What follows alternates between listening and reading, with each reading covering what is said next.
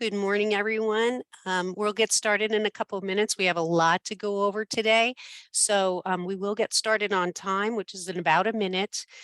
We also have a lot of people enrolled, so if you miss any part of the presentation, and I'm talking to people who aren't on right now, so they won't get this info, but I will actually reiterate that we'll be sharing the recording of this presentation along with Russ's slides today. So it's going to be probably a quick moving presentation, lots of great information, and just hold tight and we'll get started in a moment.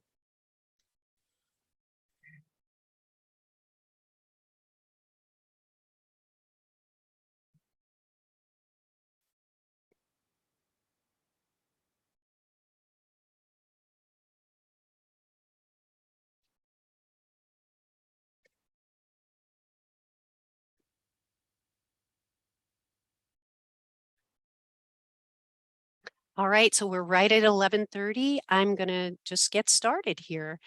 Thanks so much for joining us for this morning's workshop on understanding heat pumps for residential HVAC, which is heating, ventilation, and air conditioning, and water heating.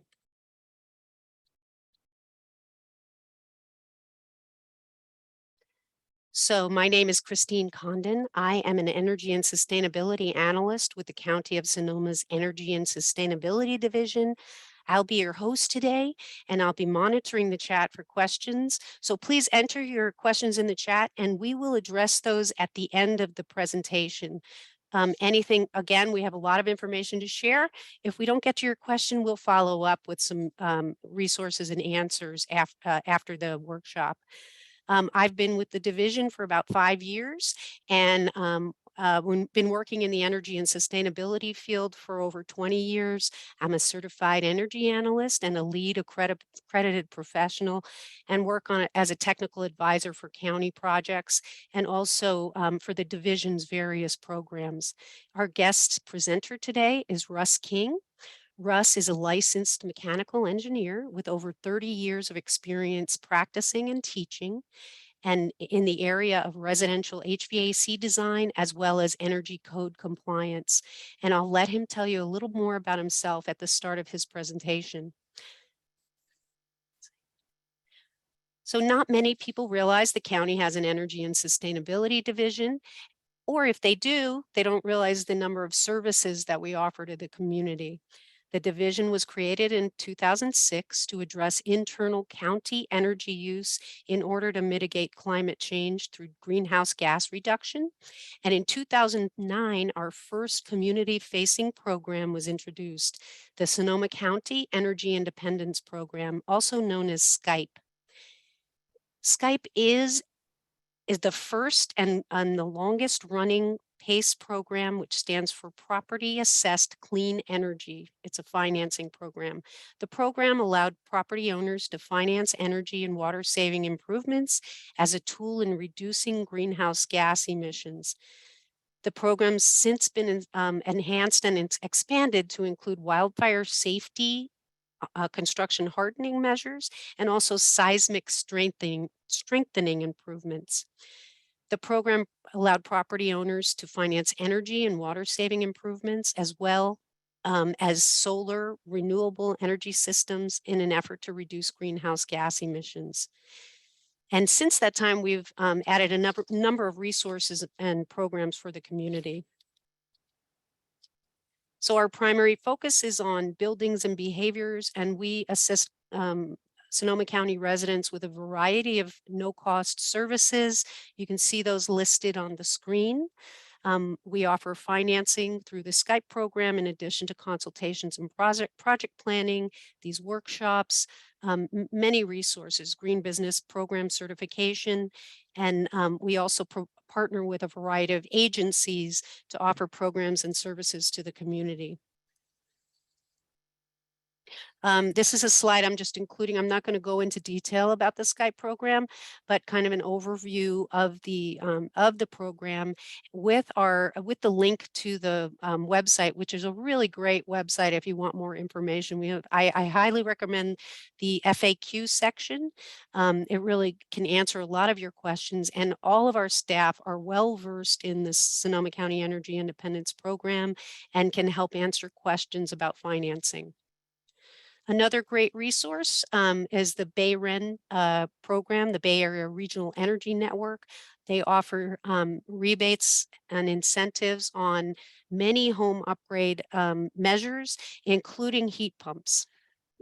And then finally, the Sonoma Clean Power Advanced Energy Center is an energy center located in downtown Santa Rosa across from the Central Library on Ford Street, where you can learn about a variety of topics related to electrification and decarbonization, including heat pumps. And they are going to be announcing an increase in their rebate levels for heat pumps in the next few days. So keep an eye on that and check their website for information. Oops. Pardon me. So I'm going to turn it over to Russ, and he can start sharing his screen and get started with the presentation. Looks like you have to stop sharing. Okay, this. thank you. There you go. All right.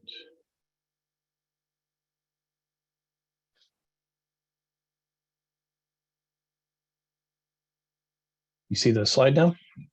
I sure do. Awesome. All right. Well, thanks, Chris. Hi, everyone. Thanks for coming.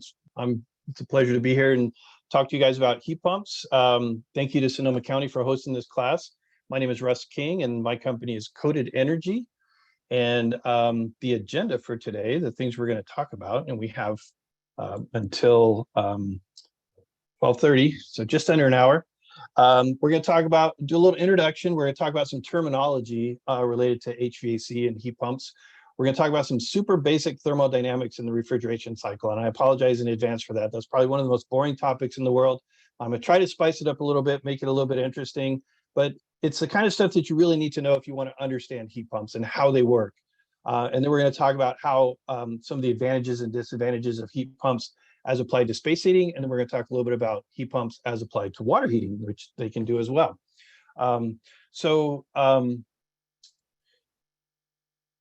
Introduction, again, my name is Russ King. I'm a licensed mechanical engineer in 3 states. My company is Coated Energy. As Chris mentioned, I have 30 years experience doing residential HVAC design. Our company, Coated Energy, we actually develop a software that does load calculations and duct design for homes. I have an HVAC blog called russellking.me. Our website is quickmodel.com. We have a YouTube channel with lots of HVAC design topics on it, Quick Model YouTube channel. I'm also the author of a book called HVAC 1.0, Introduction to Residential HVAC Systems. A lot of the diagrams and images that you see in this slide presentation are from that book, okay? So to really understand heat pumps, and this is a fairly technical topic, they asked me to put together a class, and it's really hard when you're used to talking for a long period of time to cram it all into 1 hour.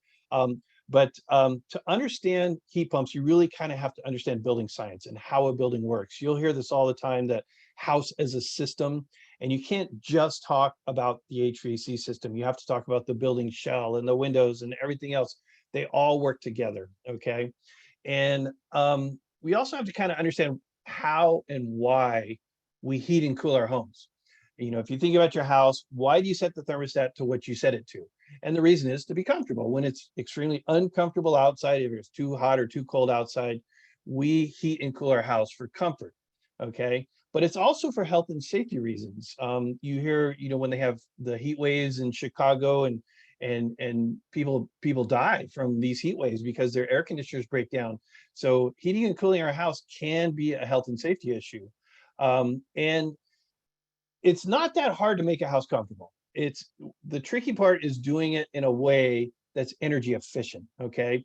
The excessive use of energy makes the grid unstable, and then we start having power outages and things like that, and then that causes the health and safety issues. So we want houses to be comfortable, but we also want them to be comfortable using as little energy as possible, okay? And then, by the way, HVAC stands for heating, ventilation, and air conditioning. So when I say HVAC, I'm primarily talking about heating and cooling. The V is very important, but that's a whole different topic. Okay, it certainly comes into play, but today we're primarily going to be talking about heating and cooling because we're talking about heat pumps. Okay. So you could actually build a house out of chicken wire and cardboard. Okay. And I could design a heating and cooling system that would keep that house comfortable. The problem is that it would take a ton of energy to do that. So in order to keep the house comfortable and not use as much energy, we need to cost effectively reduce how much heating and cooling that house needs. And we do that primarily by building a very energy efficient shell. We'll call it the building shell or the building envelope. Okay. And the general rule of thumb in all, home performance programs, energy conservation programs, the general rule of thumb is to reduce the demand before you start increasing the supply. So the demand is what the house needs. The supply is how big the equipment is, how much capacity the equipment provides you. So you always want to reduce the demand first and make the home use as little energy as possible before you start putting, a heating and cooling system on it. Okay, so just kind of keep that in mind. The main goal of an HVAC system is to maintain a constant temperature inside the house. Okay, you may not operate your house that way, but that's what it's designed to do. It's designed to be more like your refrigerator. How many of you go in and play with the thermostat of your refrigerator? Very few people. Okay, you set your refrigerator to a certain temperature and you leave it. That's actually how you're supposed to do your house. Okay, but unfortunately, a lot of people operate their house like they operate their car. They turn their air conditioner off, they hop in, they blast it, and they expect it to cool down very quickly. That's not how they're designed to work. Now, on a mild day, it might work okay for you that way, but it's very important to understand that residential heating and cooling systems are designed to maintain a constant temperature. Okay, and that's to improve energy efficiency. It takes a lot more energy to raise and lower a temperature than it does to maintain a constant temperature throughout the day. So keep that in mind. Okay, so houses lose heat in the winter and gain heat in the summer. It's important to think of heating and cooling as adding or removing heat. Okay, you don't add coldness to a house. When you say I'm going to add coldness to a house, that's kind of like saying I'm going to add darkness to the room by turning off the lights. Okay, you don't add darkness to a room, you remove the light to make the house darker. So to make the house colder, you don't add coldness, you remove heat. So it's all about the flow of heat. So to maintain a constant temperature in the winter, the heater has to replace the BTUs that are being lost. And to maintain a constant temperature in the summer, that BTUs are coming into the house. And what an air conditioner does is it doesn't add coldness to a house, it removes heat. So your air conditioner is removing the heat that's coming in from the outside in order to maintain a constant temperature. So it's very important to think of it in those terms as a balance between the heat that's coming in versus the heat that's going out. And in the winter, the heat is leaving and we have to replace it. And in the summer, the heat's coming in and we have to take it out. Okay, so it's very important and it helps a lot, certainly, to think of it in those terms. So I have this analogy that I like to use. I think it does a really good job, and you can really take this to the extreme if you want to. But let's think of a tank of water. I call it the why a house is like a tank of water analogy. Okay, so consider this big giant tank of water. All right, it's 10 feet in diameter and 15 feet tall, and it's a giant vessel, and it's designed to contain water. Okay, whether it's for watering our cows or watering our field or preventing fires or whatever, it doesn't matter. Our job is to maintain a constant level of water in this tank. Okay, and the tank is analogous, the actual tank itself is analogous to the building envelope of the house. So think of it in those terms. The tank is like the building shell of the house, and the water represents the heat, the BTUs that are inside our house. And so we have a tank of water, and we've got water in it. So we have a shell of a house, and we've got heat in it. Okay, so that's the analogy that we're going to use. So The arrow in the diagram here represents the level of water that we want to maintain it at, okay? So maintaining a constant level of water in our tank is analogous to maintaining a constant temperature in our house. So in order to maintain a constant temperature, we want the number of BTUs in the house to maintain at a constant level. And those BTUs are going to escape. And so we're going to want to replace them. And so just like BTUs escaping from our house, this tank, unfortunately, leaks, okay? So this tank has holes in it, and these holes are allowing water to escape. Now, water leaking out of the tank is analogous to air leaking out of our house. And when the air escapes from our house in the wintertime, okay, this is a house in the wintertime, the BTUs are inside and they're escaping to the colder outside, okay? So when air escapes from our house, it takes BTUs with it, just like water leaking out of the tank. Those BTUs are escaping. And if we just let that go unchecked, if we just let the water drain out of this house, what happens to the water level? Well, the water level starts to drop. And that's analogous to our temperature in our house dropping because the BTUs are escaping. So as those BTUs escape, the temperature drops. As the water escapes, the water level drops, okay? So matches very well so far, our little analogy here, okay?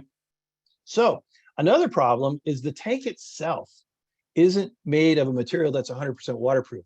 Let's say it's made out of a redwood. It's a redwood tank, and redwood's not 100% waterproof. So not only do we have holes where the water is actually leaking out, but water is actually seeping through the wood, and it's seeping through and it's coming out the other side. Well, that's analogous to conduction. Our house, our walls, BTUs will actually seep through the walls. That's conduction, and that's affected by how much insulation you have in the walls. So the leaks, that's holes in the house where air is coming out and taking BTUs with it. But BTUs will actually also pass through a solid wall. Like when you pick up a cup of coffee and the cup is warm, you're feeling the BTUs from the coffee conduct through the cup. So BTUs will conduct through the walls and water is seeping through the house. Okay, so we've got convection, that's leakage. We've got conduction, that's heat passing through the walls. What else is there? Convection, conduction. Radiation is the third form of heat transfer. And so we'll let water evaporating out of our tank. We'll let that represent radiant losses, okay? And in a house, that's usually pretty minor, okay? Compared to convection and conduction, radiant losses are very, very minor. And so evaporation, we typically don't worry too much about evaporation in a tank of water. It's not that big of a deal, okay? But convection and conduction, leakage and seepage through the walls, those are very important. And we have to deal with those. And if we just let those go unchecked, our water will drain out, okay? Well, if our water's draining out, what do we need to do? We need to replace it. We need to fill it back up, okay? So what we're gonna do is we're gonna attach a pipe and we're gonna hook up a pump. And this pump is gonna run to a pipe, and maybe that pipe runs into a lake or a stream or something like that, just a place to get water from. And this pump is gonna fill the tank back up because stuff is leaking out. All right, well, that pump is analogous to the heater in our house. The heater replaces the BTUs that are leaking out. And in the exact same way that a heater replaces BTUs, our pump is gonna replace water in our tank. So as all this water is draining out, the water level drops off, we have to turn that pump on and bring the water level back up because we want to maintain a constant water level, which is analogous to the constant temperature in our house, okay? Lining up very nicely, our little analogy here, okay? Now the problem is we have to size our pump. How big of a pump do we need? We've got a tank, water's leaking out, and we have to go buy a pump. So how do we figure out how big of a pump do we need? Well, we have to estimate the leakage, and you can do it with a timer, or you can do a calculation or something like that. But let's say we do a calculation and we estimate that the tank is losing water at the following rates. Through the leaks, it's losing 5 gallons per minute. Okay, that's quite a bit. Through seepage, it's losing 3 gallons per minute. And through evaporation, it's losing 2 gallons per minute. Okay, so we add that up and we estimate that the water is draining out at 10 gallons per minute. Okay, so what size pump should we buy? Pumps come in gallons per minute ratings. Okay, so we go down to the nearest Pumps R Us store and we see what they got. And we look and we see that they have pumps in the following sizes: 6 gallons per minute, 8 gallons per minute, 10 gallons per minute, 12, 14, and 16. And we estimate that the leakage is at 10 gallons per minute. So we look at the 10 gallons per minute pump and say, let's look at that one. That's matches our estimation. Maybe we should buy that. Well, what would happen? Well, actually, we look at a smaller one first, because let's look at the 8 gallon per minute. Well, that wouldn't keep up, right? Our tank is leaking at 10 gallons per minute. And if we put a pump on there that only replaces it at 8 gallons per minute, it's going to drain out at 2 gallons per minute, and it will eventually drain out. So we know that one's not going to work. So we look at the next higher one. We look at the 10 gallons per minute. So the tank is losing water at 10 gallons per minute, and they have a pump that will replace it at 10 gallons per minute. Well, what's going to happen, assuming our estimate is accurate, and we're losing it at 10 gallons per minute, replacing it at 10 gallons per minute, it's draining out is the same rate that we're filling it back up. It's never going to catch up. It's going to run continuously. It's just going to run and run and run and run and run and run. All right. Well, we don't really want that to happen. So we say, let's look at the 12 gallons per minute. What's going to happen there? This one would run, it would fill it up at 12, it would drain out at 10, fill it up at 12, drain out at 10. So it would keep up. Okay. So we say, all right, let's do that. That makes sense. Let's get the 12 gallon per minute tank or pump. And we estimated 10 gallons. So we have a plus 2 gallon per minute excess that will fill the tank back up. All right. So we hook everything up, and we don't want to have to stand there and turn the switch on, turn the switch off, turn the switch on, turn the switch off. So we're really smart. We put a float switch in this tank, and this float switch has an arm on it that floats. And when the water level goes down to a certain point, that float switch turns the pump on automatically. And then the pump will fill back up. And when it reaches the desired level, it shuts off. Okay. So it turns on and shuts off. It does it automatically. We don't have to stand there and watch it. We can walk away. All right. And it'll do it all by itself. Well, guess what? That float switch represents the thermostat in our house. A thermostat is really nothing more than a float switch. Okay. It's a float switch that's measuring the level of BTUs in your house. And the level of BTUs in your house is measured by temperature. The more BTUs you have inside your house, the higher the temperature is going to be. And so a thermostat is just a float switch, and it's measuring those BTUs, the level of BTUs in your house. When the level of BTUs drops down below a certain point, it turns on your heater, and your heater fills your house back up with BTUs. And then it comes back up to a certain point and it shuts off. Okay. And then those BTUs drain out, turns your heater back on, fills it back up, exactly like a tank of water. Okay. So that's why this analogy works so well, because you cannot think your thermostat turns your system off and turns your system on. That's all it does. Okay. And when you set your temperature, all you're doing is you're setting the level that you want it to do that at. You want it to turn off when it hits that level and turn on when it gets below that level. A thermostat is not a gas pedal. Some people think that if you turn your thermostat on heating mode, if you set it to 90 degrees, it's going to heat your house up faster. It does not. Okay. Your pump on your tank is either on or it's off. If we raise that level that we want it to be set at, it won't fill up faster. It'll just fill up until it hits that point. Okay. So the same thing happens with a thermostat. That's very important to understand. Thermostats do not work faster, or they do not make your heater run faster by setting it to a higher level. Now, there are fancy multi-speed equipment that will sense stuff and it might turn on to a higher level and things like that, but that's not how you should operate your thermostat. It's only going to do that in response to a higher load, not to a higher thermostat setting. At least that's how you're supposed to work it, okay? But let's just kind of keep this all simple right now for simplicity's sake. All right. Okay, so your float switch is like a thermostat. Okay. Now, when the water drops down, it turns our pump on, and you can see there our pump is running. Okay. When it drops down, you see our pump is running, and I see some leaks in our pipes there. That's not a good sign. Okay. But when it fills back up and it shuts it off, it drains out, turns it back on, fills back up, shuts it off. Okay. Now notice that when the pump is running, we've got some leaks, okay, in our pipes. We're not plumbers, all right? We're mechanical engineers and other things. We're not plumbers. Maybe some of you are plumbers out there and can certainly hook up your pipes better than me. I'm a horrible plumber. And if I hooked up pipes, they would leak just like you see in the picture. Okay, if not pop off completely. So anyways, unfortunately, we didn't do a great job hooking up the pipes and they leak. All right. And you know, we had a +2 gallons per minute excess capacity where the pump was filling it up 2 gallons per minute more than it was draining out. It was draining out at 10 and filling up at 12, but we didn't take into account these leaks. All right. And it takes a really long time for the pump to fill back up. So we know it's at least it's filling up. It's just a lot slower than we thought because of the leaks. So we know that the leaks are less than 2 gallons per minute, but it might be close to that. So it's filling up really, really slowly. Well, guess what? There's something in our house that actually represents those leaks that's analogous to that, and that's leaky ducts. All right.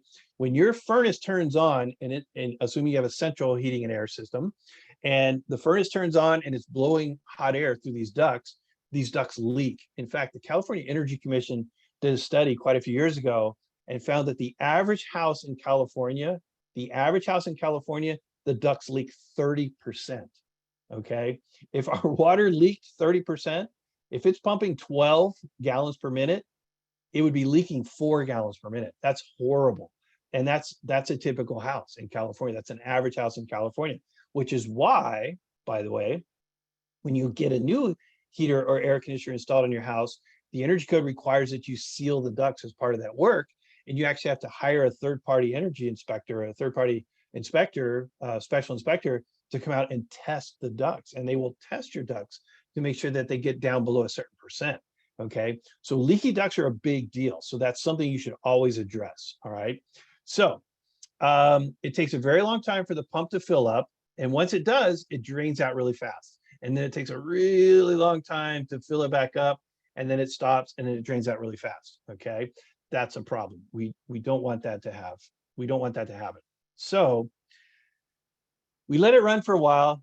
It's okay. It maintains a constant level, but it drains really fast and takes a long time to pump up. And it drains really fast and takes a long time. We're like, gosh, and then a month goes by and we get our first electric bill. We're like, oh my goodness, this is not going to work. Our pump is running way too long. It's a big pump. The pump's draining out. We go, all right, what do we do? What do we do? We don't want our energy bill to be so high. So we go back to Pumps Are Us, and we ask the pump salesperson and say, hey, here's what's going on. It's taking a really long time to fill up and our energy bills are horrible. And you ask the pump salesman what you should do. What do you think a pump salesman is going to tell you to do?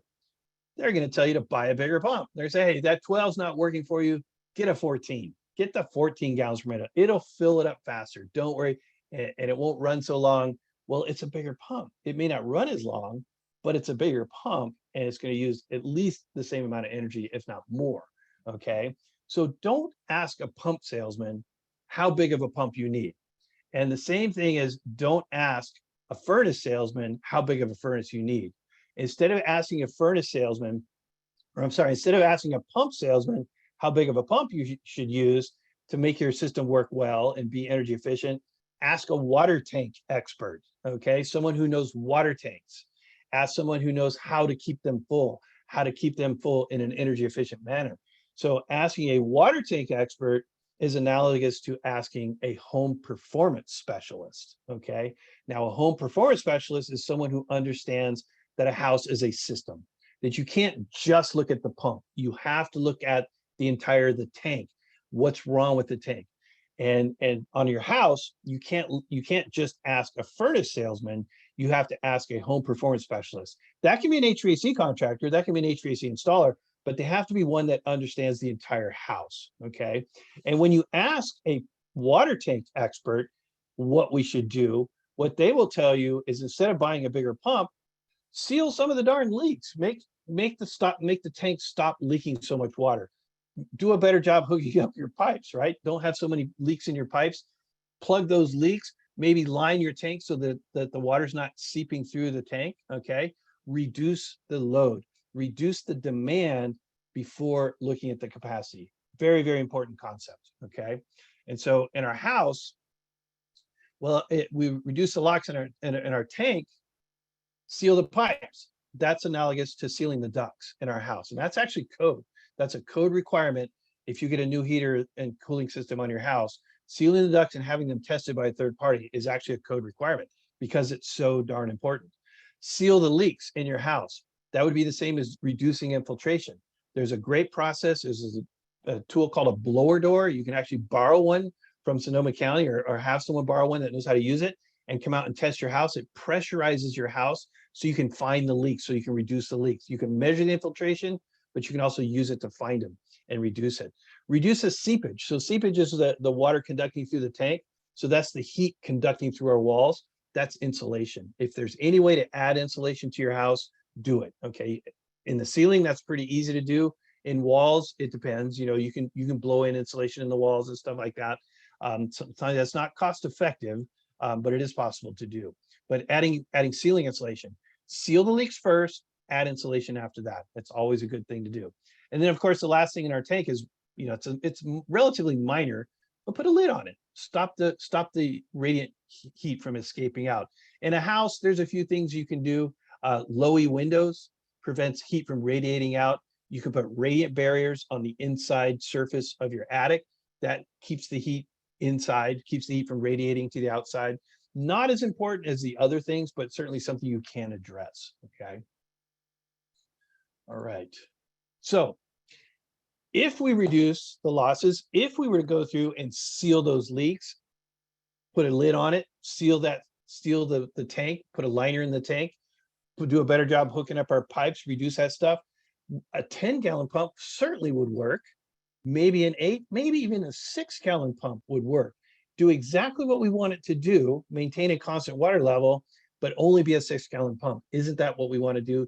That's what we should be shooting for. And the analogy to that is to put on a much, much smaller heater by reducing the heating load of the house. And the same thing applies to air conditioning. Okay, so very important concept. I want you to have that mindset before you start thinking about what kind of heater should I put on my house. Oh, my house doesn't heat very well. Should I get a bigger furnace? Should I get a heat pump? What should I get? Address the load of the house first. No matter what you do after that, it'll be a benefit. Okay, address the load of the house first. So this analogy works great for an analogy of a heating system replacing BTUs that are lost. Okay. Now, it's a huge oversimplification, all right? One of the things it falls short of is a house has multiple rooms, right? You've got one thermostat in one of the rooms, and each of those rooms, heat escapes at a different rate. And you can't just put heat back into one room. I mean, that'd be like a wall furnace. Maybe you live in a house with a wall furnace that heats and cools that room really, really well, but it doesn't do a great job for the rooms, okay, all the other rooms. So if we wanted to make this tank analogy work for that analogy, we would have to have multiple tanks, okay? So the example here represents a one-room house with the thermostat located in that one room. Houses have lots of rooms, but only one thermostat. That's what makes HVAC design so tricky, is making all the rooms be the same temperature as the one room with the thermostat in it.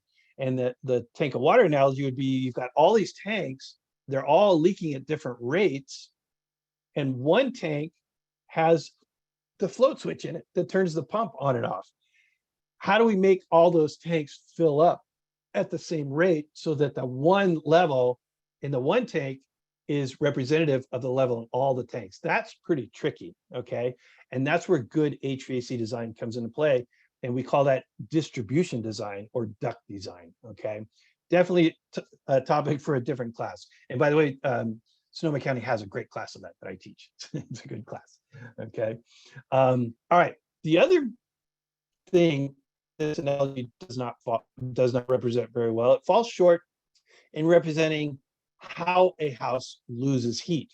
If you think about what drives heat leaving the house is the outdoor temperature. Well, what's driving the water to leave our tank is gravity. Gravity is constant, 24/7. Gravity is always the same. And whatever water level you have, that water is going to leak out at the same rate. Well, BTUs escaping from the house is not constant. It depends on the difference between the indoor temperature and the outdoor temperature. And assuming the indoor temperature is constant, because that's our goal, is to keep it constant, we know that the outdoor temperature goes up and down and up and down and up and down. So it's not consistent.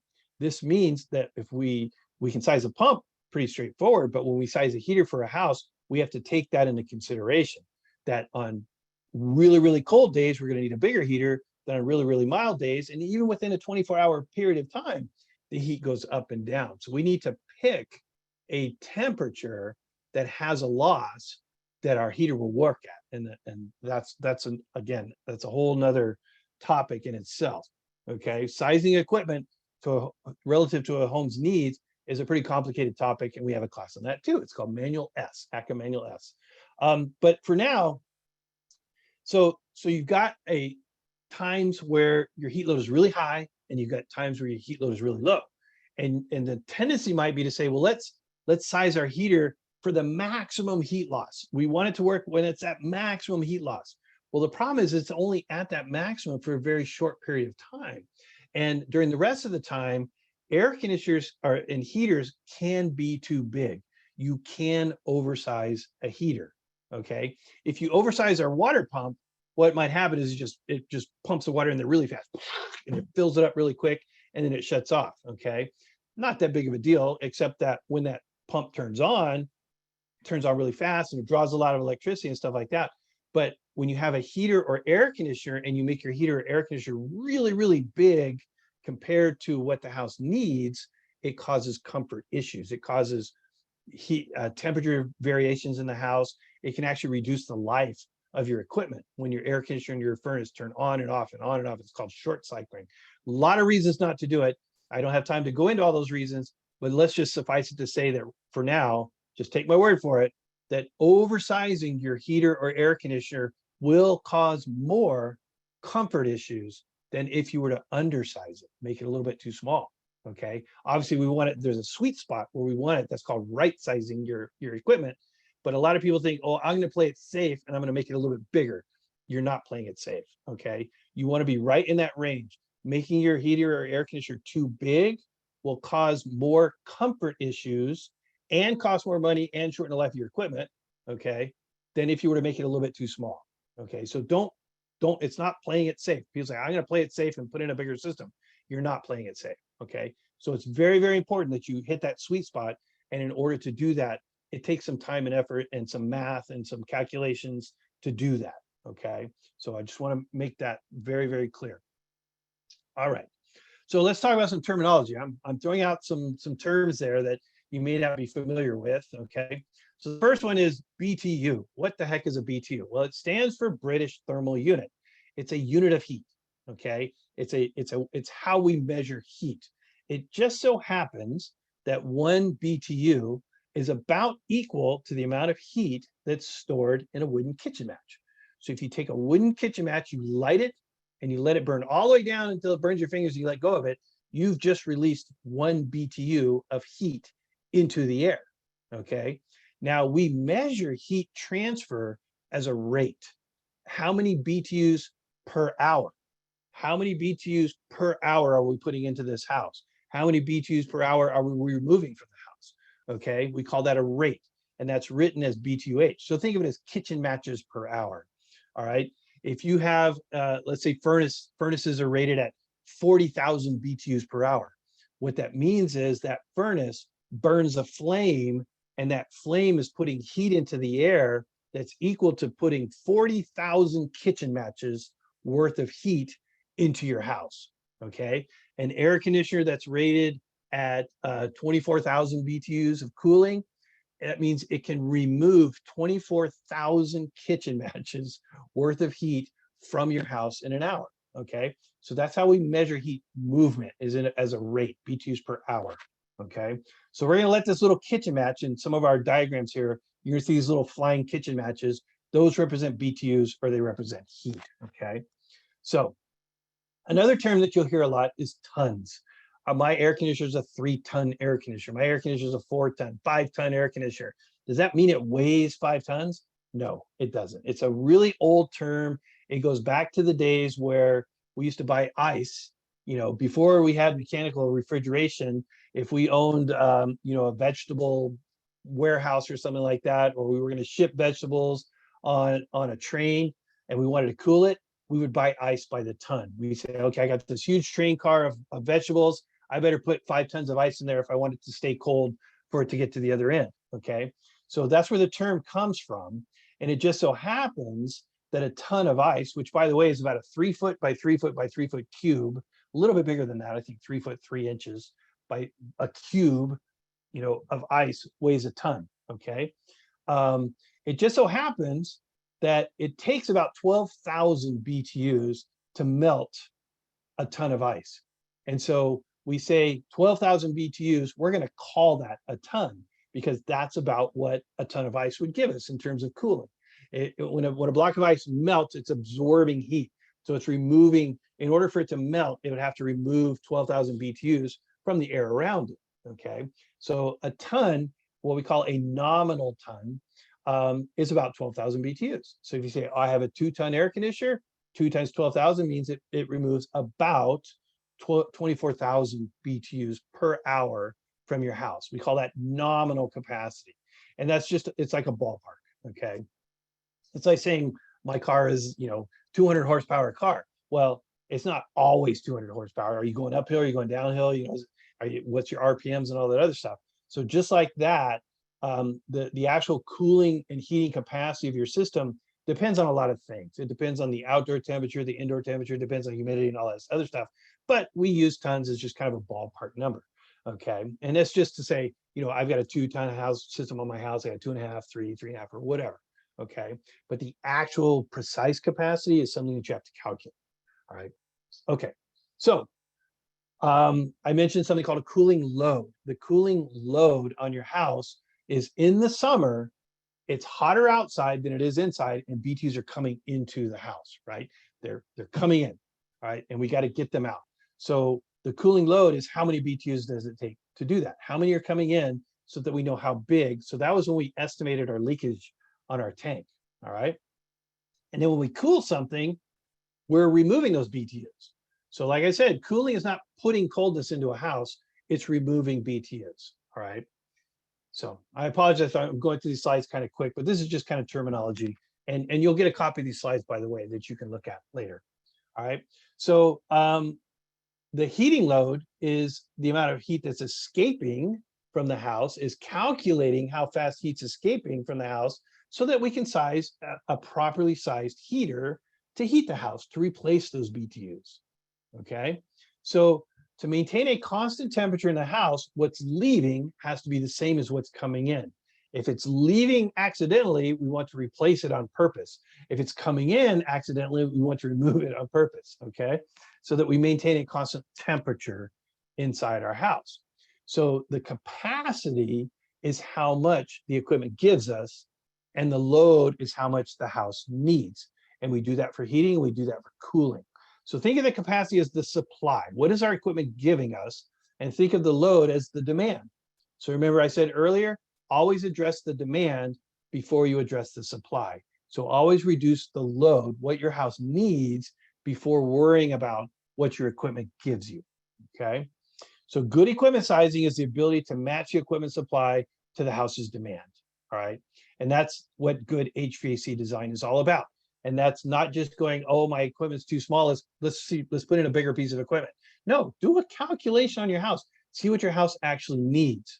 And by doing that, you'll see where it's losing or gaining a lot of heat, and you can address those issues. You can actually estimate and measure how much less heating and cooling your house will need. So always do that first.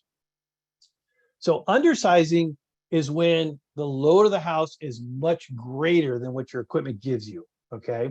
And so undersizing might result in your house not heating or cooling properly, but only on those worst days.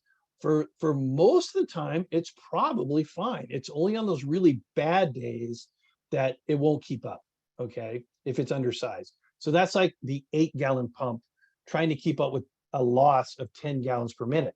The heat drains out, the house doesn't cool. But remember, temperatures change. Gravity's constant in our tank of water, but temperature changes. So there are times where even that 8-gallon per minute pump might work if gravity went up and down. See? Okay. So oversizing is when your equipment capacity is much, much bigger, or just somewhat bigger than what your house needs on a design day. And a design day is one of those, not the worst day of all time, but a pretty bad day, okay? And if you oversize your equipment is always oversized. Even on the mild days, it's even oversized by more, okay? So being undersized, it will work some of the time. Being oversized, it's always gonna be oversized, okay? All right. So now what conditions, what temperatures do we design to? Those are actually set by code, all right? They're set by code. And this is a copy of the book we look in, and you'll see here's Sebastopol, okay? That's close to you guys. And we use what's called the 1 percentile temperature. What that means is 1% of the time, it's actually higher than this number. And for Sebastopol, that number is 95 degrees. So you think, is it hotter than 95 degrees more than 1% of the time? You think about it, I think it hits more than 95 degrees a lot of the time. Well, when you think about that, what you're thinking about is days where it went above 90 degrees. And if you just look at how many days it went above, where at some point during that day it went above 95 degrees, it's probably more than 1%. But if you look at the hours, how many hours does it actually exceed 95 degrees?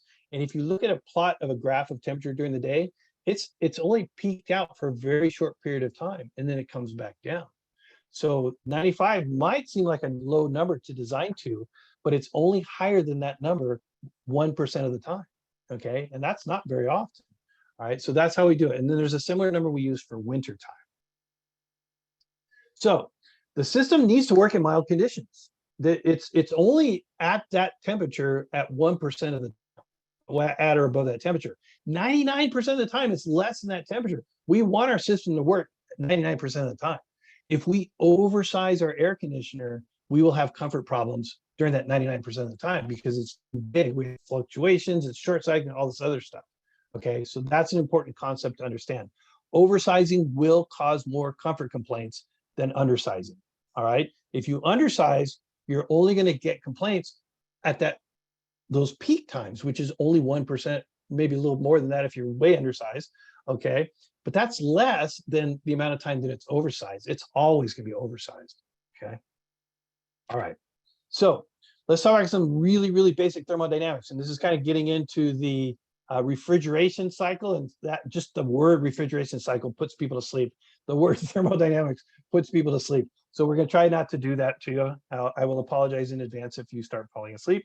All right, so one of the things to understand is that temperature is the measurement of density of BTUs. So the house on the left has some BTUs in it, and there's not as many as the house on the right.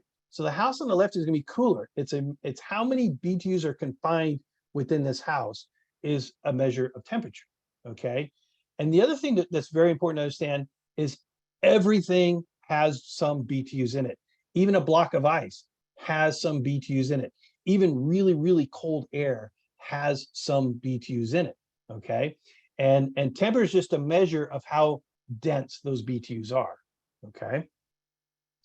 Heating is adding BTUs. We talked about that, okay? So when you heat something, you're putting BTUs into this confined space, you're making the BTUs more dense, and the temperature will rise. When you cool something, you're removing heat from that, okay? All right, how, and again, I mentioned this already, but if you want to maintain a constant temperature, the BTUs coming in have to be the same as the BTUs coming out. Because if they're not, the BTUs are either getting more or less dense. In other words, your house is either heating up or cooling down. So in order to maintain a constant temperature, you want the BTUs coming in to equal the BTUs going out, okay? Now, here we go, second law of thermodynamics. I know that's a real snoozer, but it's important to understand. Heat will always, think of BTUs as being antisocial. They hate each other. BTUs don't like each other. They always want to go where there's fewer of them, okay? So you look at the block on the top here, on the right, there's more BTUs than there is in the other one. When you put those two blocks together and the heat can transfer, can conduct, the BTUs in the more dense one are going to go to the other one until they equalize. Heat will always naturally go from a colder density to a warmer density, okay? From more dense to less dense. That's called the second law of thermodynamics. We can take advantage of that, okay? Another very interesting fact is if you have a certain number of BTUs in a certain volume, let's say air, and you make that volume smaller, but keep the same number of BTUs, it gets hotter because we've increased the density of BTUs within that volume. We've made the volume smaller with the same number of BTUs, and it gets hotter.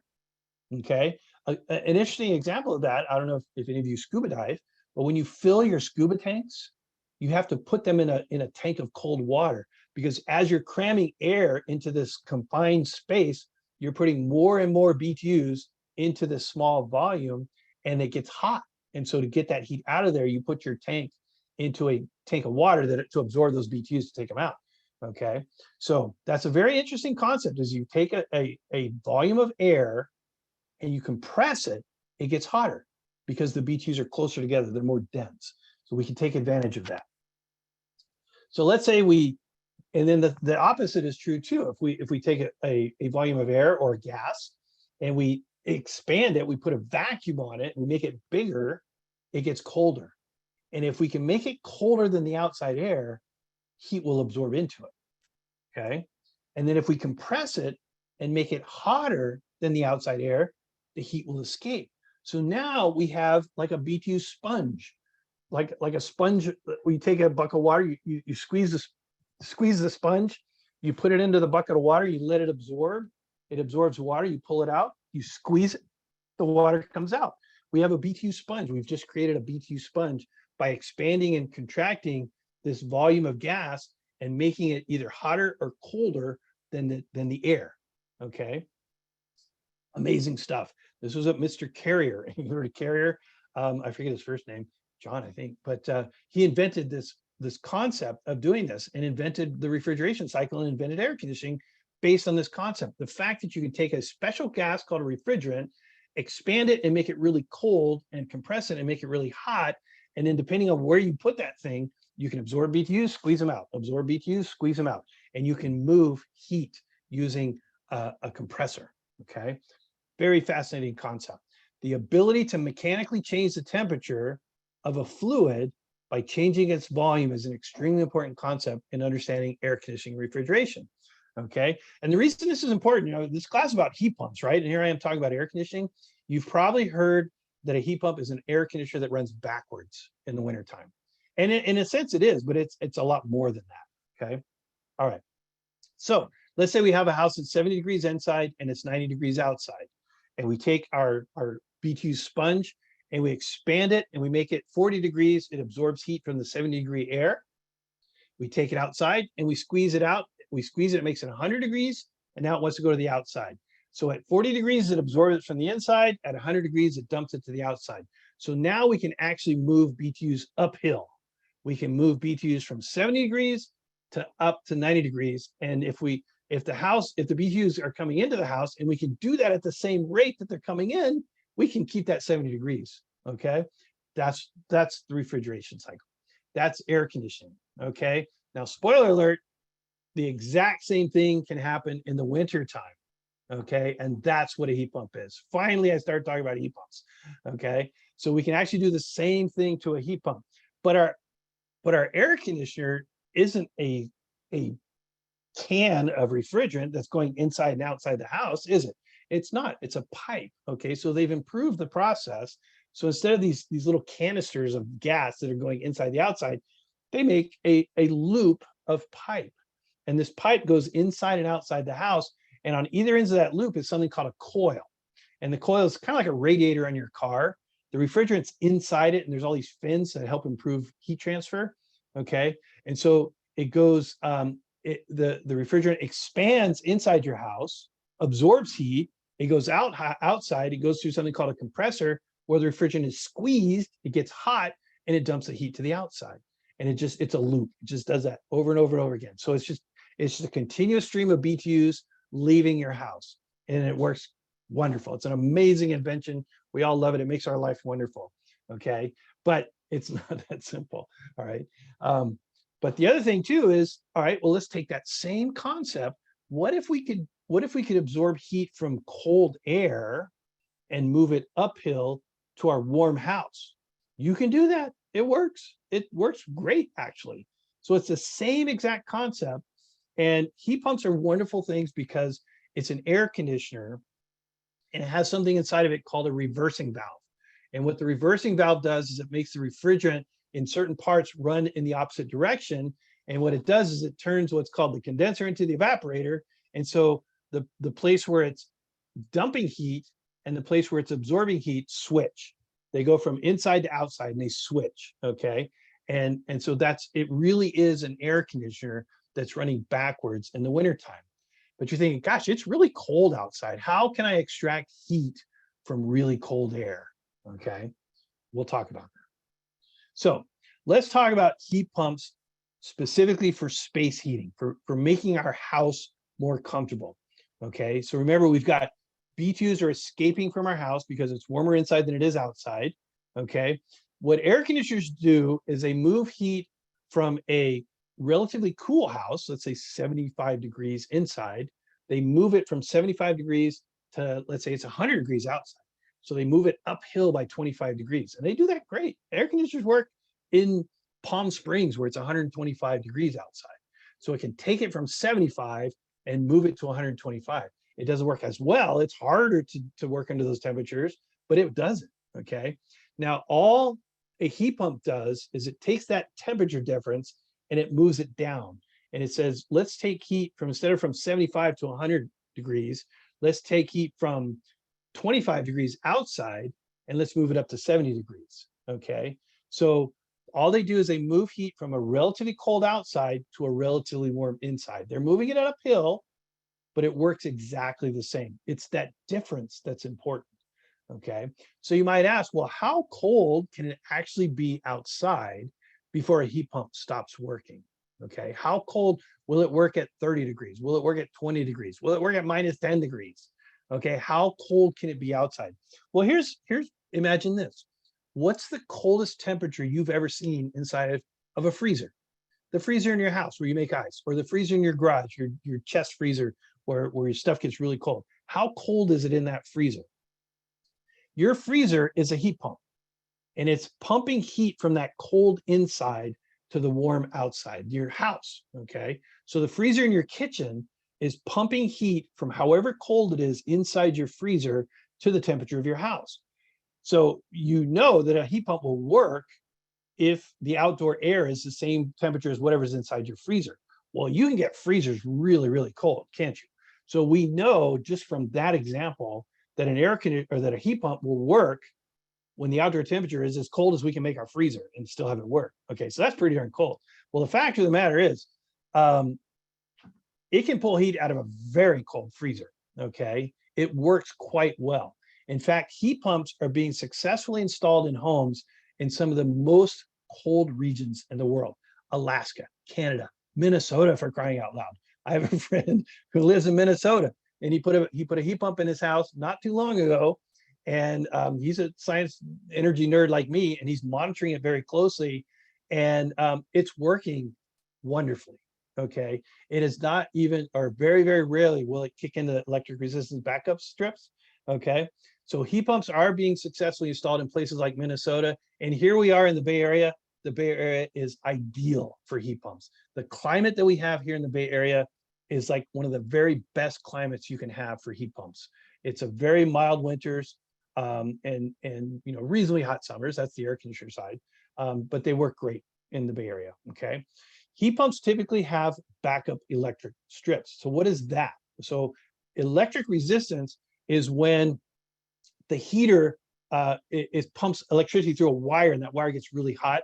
Well, that creates heat, but that creates heat instead of moving heat. So the advantages of heat pumps is they're safer. There's no gas, no explosion danger, no poisonous combustion gases, no fire hazards. It's a much simpler installation because you don't have gas piping, you don't have flue piping, you don't have penetrations through your roof, and they come in much smaller sizes. Typical furnaces only come in certain sizes that are typically bigger than the load on most homes. Okay, they're cleaner. There's no carbon emissions, and obviously it depends on where you're getting your electricity from. But gosh, if you have rooftop solar in your house, it's a no-brainer. All right, they're super efficient. Why are they so efficient? They're efficient because they're moving heat that already exists, whereas electric resistance is creating BTUs from scratch. It turns out it takes a lot less BTUs to move heat from one place to another than it does to create heat, like 3 times more efficient. Okay. So, and they're very cost effective. In most markets, heat pumps can compete on a cost effective basis with gas furnaces. Okay. Obviously, it depends on your utility rates, your time of use, and all that other stuff. But generally speaking, they've come a long ways. Some of the disadvantages of heat pumps, it is more the equipment itself is more complicated. The controls, the valves, the compressor, the refrigerant, all that stuff is more complicated. So it does take more qualified technicians to work on it. But the same thing happened with cars. Cars got really, really complicated, and people got trained to do it. So now the demand for highly trained mechanics grew to match the demand for cars. The same thing's happening for heat pumps. All right. One of the big issues with heat pumps is they're more impacted by bad design and bad installation. So it's that much more important that you do a good design when you size your heat pump. Okay. Other issues, grid reliability issues. If everybody put a heat pump on their house today, would we be able to keep up with it? Probably not, but it's happening slowly and the grid is adjusting to account for that. You can also take into account batteries and things like that. So those are good things. They might also require upgraded electrical panel, which can be expensive, but there are rebates specifically to help address that issue. Okay. All right, real quick, we only have a minute. We only have a minute, but heat pumps for water heating, the same way that a heat pump will take heat from the air and put it into our house, it actually does a really good job of doing that to water. Okay. As it turns out, heat pumps also work great for moving BTUs from cold air into water. Heat pump water heaters are now very popular, and they're made by most manufacturers and even some specialty companies that specialize in heat pump water heaters. And they've come a long, long ways. They're electric. They have a storage tank on them. They have a lot of special controls. Some are even Wi-Fi connected. You can control them with your smartphone. Okay. They use electric resistance elements in emergency situations. If you've got, a whole bunch of family over for Christmas and your heat pump water heater runs out of heat, it can kick into electric resistance in order to keep up for those emergency situations. As Chris mentioned, there's a whole bunch of incentive programs. Contact Sonoma County, contact Chris and her team for information about the incentives. They're whoppers. Okay. A few little features on heat pumps. They have a heat pump unit up on the top, and you'll see those louvers, and there's like a little refrigerator compressor going on inside there. There's gonna be a fancy control panel. Some of them are Wi-Fi based. You can control it from your smartphone. You see the little air vents. The air comes in there, it removes the heat from the air, puts it in the water. Well, the result of removing heat from the air is it cools the air. It actually gives off cold air. Okay. It's gonna have a large storage tank. Generally, if you get a heat pump water heater, replace a gas water heater, you want a size bigger than what you had on your furnace. It depends. It depends on how many people are in your family and stuff like that. Okay. It'll have an electrical connection and no gas. That's wonderful. It has many of the same advantages and disadvantages as heat pump space heating that I talked about earlier, being clean and no gas, no carbon monoxide and stuff like that. A couple extra downsides, not huge downsides, but you have to be careful where you put them. You can't put them in a super confined space, because what happens is the air gets colder and colder and colder, and then they stop working as well. So some of them, you want them to be in a large open space, like a garage is ideal actually. But they make some that are ducted. So you can put them in a closet and they duct the air in and they duct the air out. So it doesn't make that closet super cold. Okay. The other thing I mentioned, they give off cold air. That's a good thing or a bad thing, depending on the season. Okay. And they make a little bit of noise. They sound a little bit like a refrigerator. So you just want to be aware of that. Okay. All right.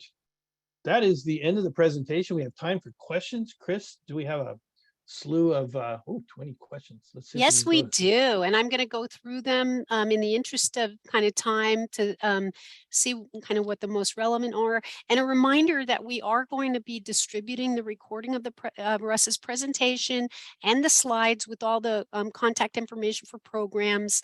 And so let's get rolling here. We're going to spend we are available for a few more minutes. So we're going to try and address these questions. Let me see. First of all, let's see, thanks for addressing the health and safety issues.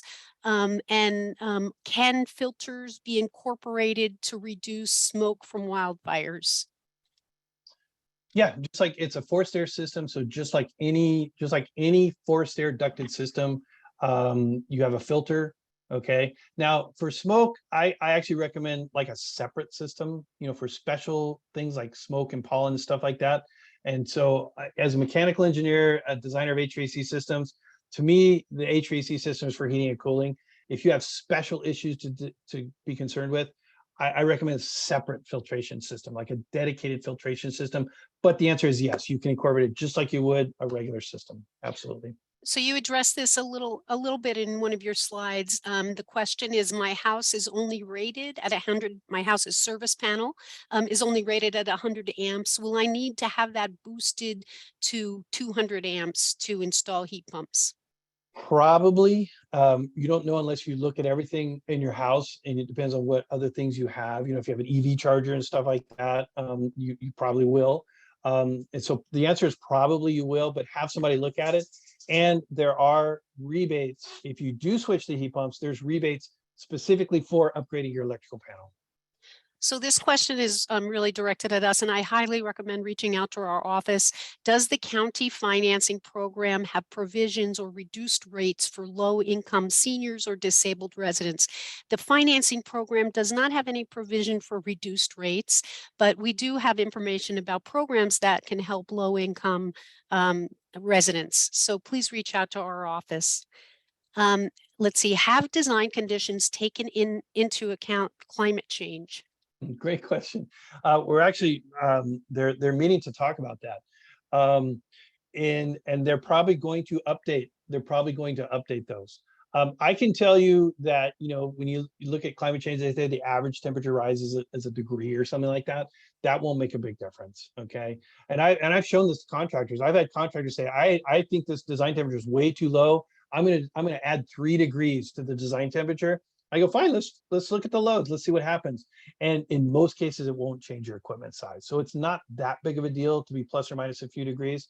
But I do believe they are revising the design temperatures based on what they do is they look at historical data. And I think they have enough historical data going back a few years to show that the temperatures have gone up. And so, yes, in some cities, they probably will. Yep. Are there such things as heat pumps for tankless water heaters? Not that I know of. The thing about a heat pump is it moves heat rather slowly, relative to, say, gas. Okay. There might be something for commercial applications. I know there's heat pump clothes dryers and stuff like that.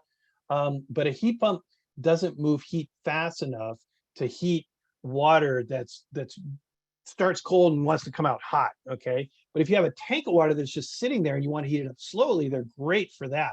But if you want to heat water, make water get hot from going in cold, coming out hot, it takes a lot of BTUs to do that. And I don't think there, at least not on the residential application, that there's a tankless water heater that will do that. Would it make sense to use a heat pump in a 50-year-old manufactured home? Sure, sure. All the heat pump's doing is replacing BTUs that are lost. And a manufactured home loses heat just like a regular house. It might lose heat more or less. And so what you should do is evaluate the house. And there's a lot of things you do. And I know there's rebates out there specifically for manufactured homes to make them more energy efficient. Get new windows, caulk and seal, add insulation, all that other stuff. Evaluate the load on your house, slam a heat pump on there, and it'll work great.